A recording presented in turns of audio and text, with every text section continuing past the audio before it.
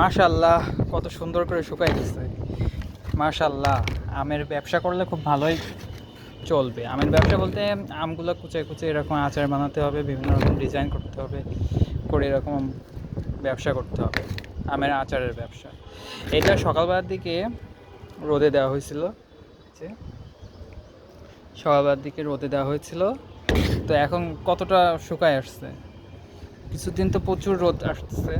এখন যদিও বিকাল টাইম, আর বিকাল টাইমে আমি ভিডিওটা করতেছি যাতে বোঝা বোঝা যাবে যে সারাদিনে কী পরিমাণ রোদ আম পেল।